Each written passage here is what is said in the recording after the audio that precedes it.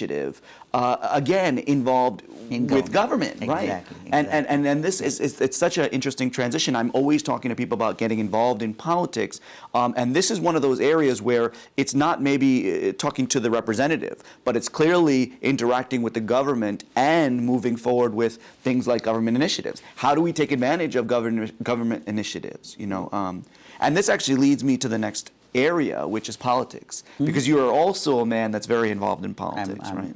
Yes, I've been involved since long time, Dave.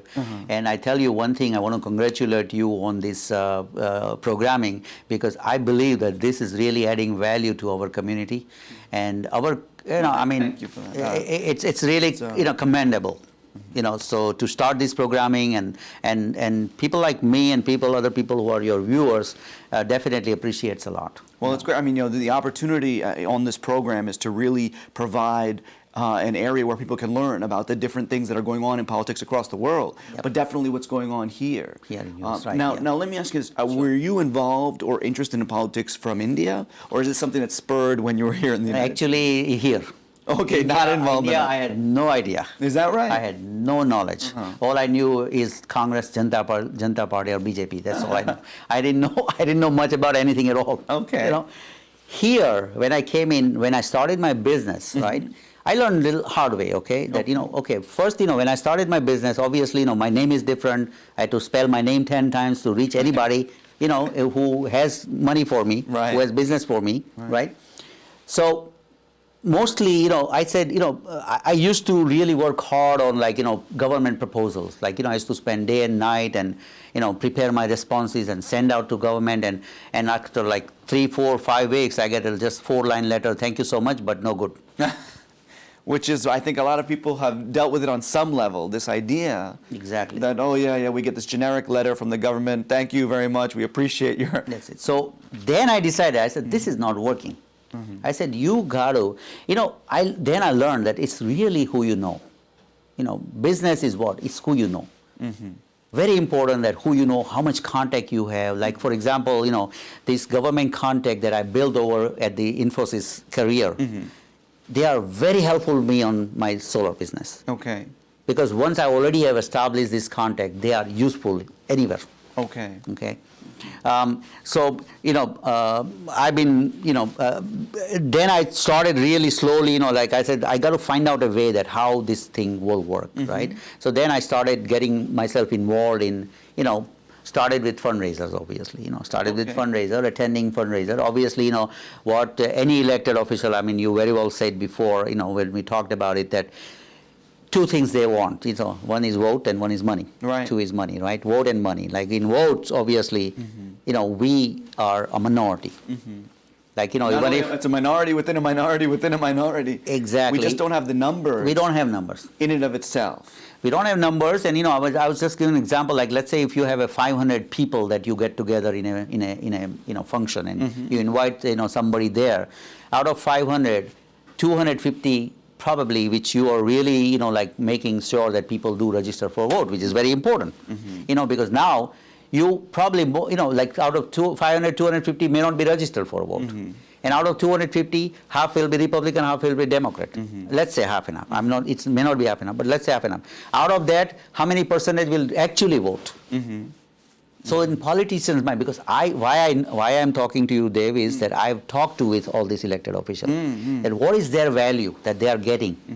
Okay? From the South Asian or from Indian South American, Asian for our community, right? So that's one thing, that vote, we don't have that wealth with us.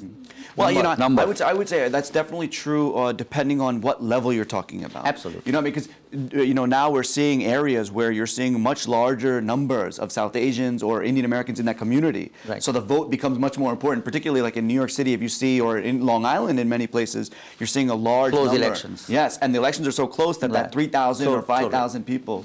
You know, I mean, I definitely agree with you that, okay, one vote even counts. Okay, Right. every vote counts, number one. But when you talk about a general, you know, like generally speaking, I'm Right. talking about generally speaking, like any election could be close, some people may win large and some people may win, small, right? And if you lose by, in 2 years ago election, Swazi lost by only 300 Right. votes, 300 Right. plus vote. Okay, that makes a difference right there, Right. Then our community is definitely counted, right? But more importantly, our community, the second part is money, right? So money we do donate in large amount to many of these people. Okay, we do that. So that's the only. I mean, in my mind, vote is number one, and second is money. But we are definitely can use money more to gain our. So now let me get to. Are you saying that the financial contributions that we make to politicians help to strengthen the vote or our opinion or the sort of agenda of the Indian American community? Absolutely, Okay. absolutely. Financial contributions are very important because it's like a catch-22. Candidate who is running for election, they need money to run the election, and if they don't win, nothing happens. If they win, then and then they can do something, right? So bottom line is they have to win. And this is something that we often don't talk about, ladies and gentlemen, but it's important to talk about. The reality of things is we have numbers, great, and you got to utilize that, right? If you don't vote at all, then it doesn't matter at all.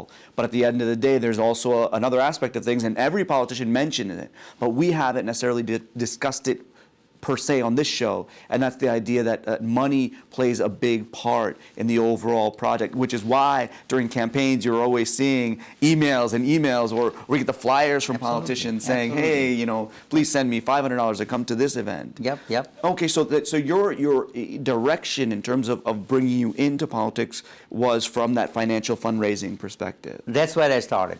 Okay. I started taking participation, into those, and then I started even, then I started getting more involved in going even door to door, like volunteering. What you just said, volunteer is very important. Like if you volunteer for anybody, then obviously it has a lot of value. Okay, also. so advocating on behalf of various candidates. Candidates, right? Yeah. Okay. So that has also a lot of value in the mind of elected officials. And what kind of advocacy were you doing? You said you were doing door to door, like surrogates for door-to-door campaign. Then you also do train stations. In the morning, early in the morning, I wake up at 6 o'clock and stand with the people who are running candidate, and then shake hand with the people who are going into train, that kind of thing.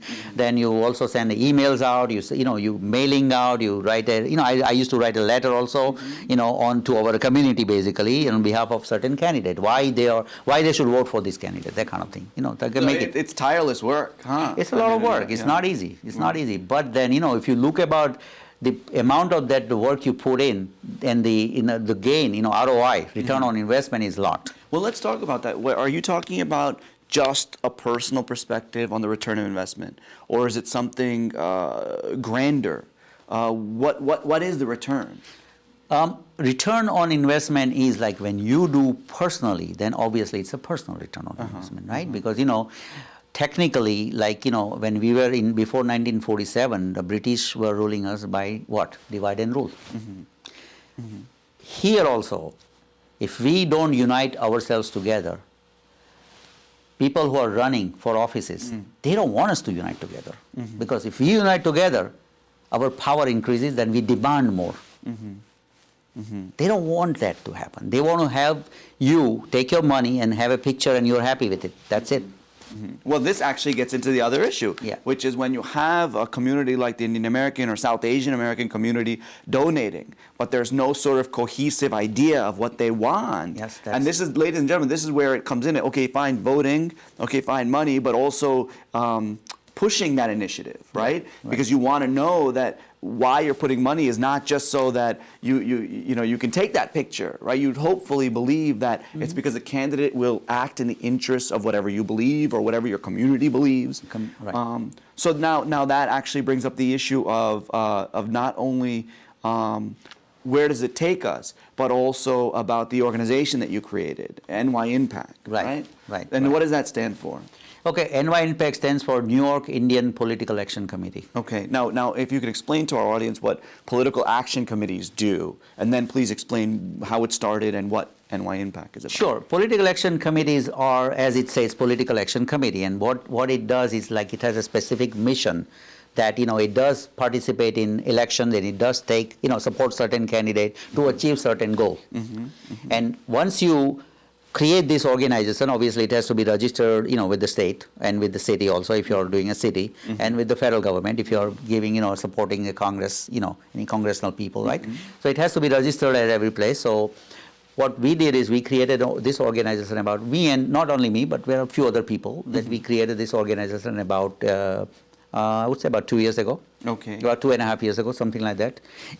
And to really, because of all these years of experience in which I just spoke about, that the biggest problem of our community is like we are divided. We are not like, we don't have a common goal. We don't have a common interest. We don't, we're not united. I mean, that's the word comes into my mind, right? So I thought, okay, let's create one organization where, how can I go to a potential candidate that if they win, what am I getting in return?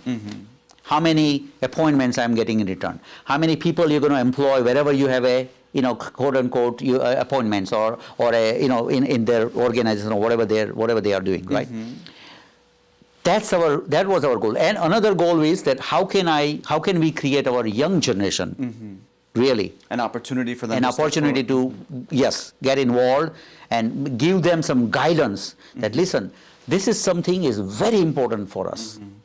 If we don't do it, we already are successful, right? Everybody's successful. Everybody's making very good living here. But if we don't do this, what we are lacking is the power. Right. We don't get power.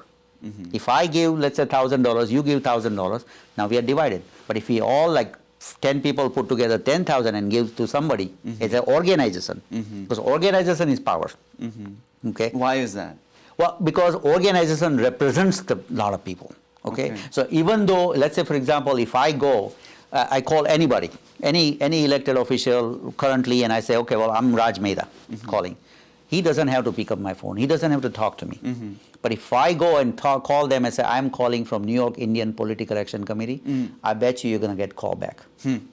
Well, this actually brings up the other issue. Okay, so New York Political Action Committee, I'm assuming what you're talking about is the mission is to move forward with interests that are important to the Indian American community. That's a unified group. Absolutely. Right? Now, some people would argue, well, no, Indian Americans or South Asian Americans, or people of Indian origin, we have different ideas. Some are Republicans, some are Democrats. So then how do you unify that group? What are the unifying interests? Well, see, I mean, everybody can have a different opinion. That's okay. I mean, it's good to have difference of opinion. It's healthy, actually. But at the end of the day, we have to come up with one agenda. Think about South Asian American political organizations and the movement, maybe the Pan-Asian movement. I want to hear from you. Also, one last comment, Dr. Vishwanath, he said the speech that we read about George Washington on the first Thanksgiving in the United States, written in 1789, is just as important today as it was written in 1789. So I just want to thank him for that comment. Ladies and gentlemen, if you have any questions or comments, devv@itvgold.com or fax me at 718-784-8901. Thank you so much. Have a great week.